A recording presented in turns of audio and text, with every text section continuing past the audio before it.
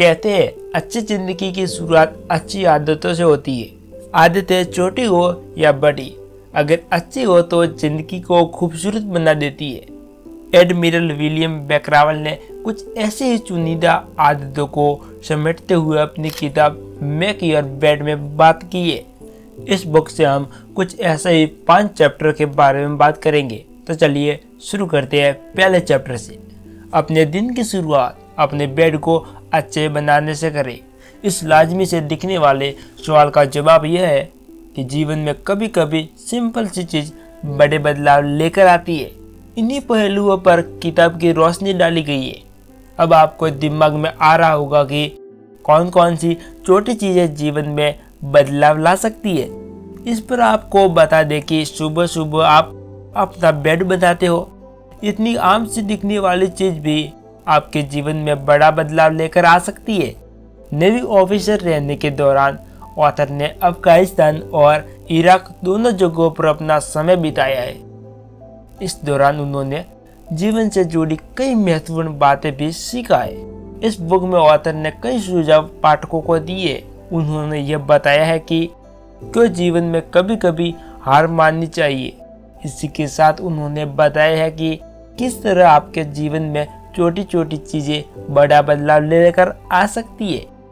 यदि आपने कभी ऐसी फिल्म देखी है जहाँ युवा सैनिक बुट शिविर के माध्यम से संघर्ष कर रहे थे, तो हो सकता है कि आपने उनके बिस्तरों पर ध्यान दिया हो और ये भी देखा होगा कि उन्हें कैसे व्यवस्थित और साफ रखते हैं।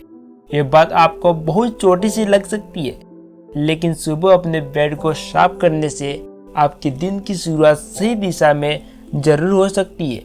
कभी भी किताब को उसके कवर से जज मत कीजिए, न ही जीवन से आसानी की उम्मीद रखिए। क्या आपको जीवन में किसी से सरप्राइज मिला है?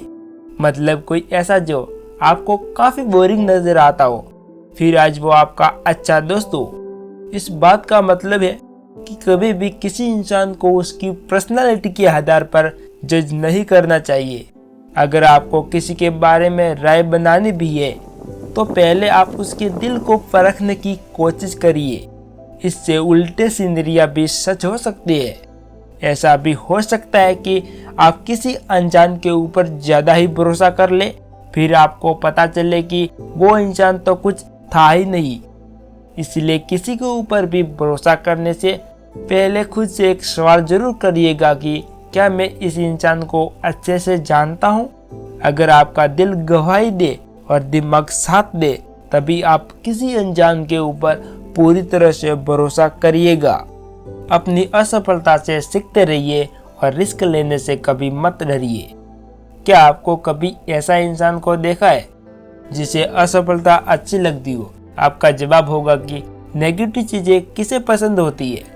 असफलता शब्द ही नेगेटिविटी छुपी हुई है, लेकिन अगर आपकी अप्रोच सही है तो आप अपनी असफलता से भी फायदा उठा सकते हैं। एक बात आपको याद रखनी ही होगी, भले ही सफलता आपको सीख दे या ना दे, लेकिन आपकी असफलता आपको बहुत कुछ सिखा देगी। एक बात आपको याद रखनी होगी, भले ही सफलता आपको कुछ सीख दे या ना दे, लेकिन आपकी असफलता आपको बहुत कुछ सिखा देगी। जीवन में कई बार ऐसा होता है, असफलता में हमें बहुत ज्यादा कष्ट देती है, लेकिन इसका मतलब यह नहीं है कि हम उसे असफलता को अपने भीतर बैठा कर रख ले। हमें अपने दिमाग को हमेशा खोल के रखना चाहिए। नेवी में अंडर वाटर ट्रेनिंग के दौरान ऑथर जिस टीम का हिस्सा थे, वो टीम ज्यादातर आखिरी स्थान पर आया करती थी।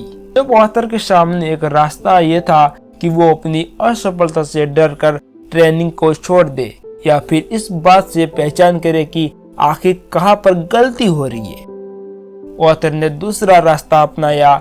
दूसरे दिन दूसरे रास्ते पे चलकर उन्हें ये महसूस हुआ कि इंसान को कभी भी हार नहीं माननी चाहिए, बस उसे अपने नजरिए को बदलने की जरूरत होती है।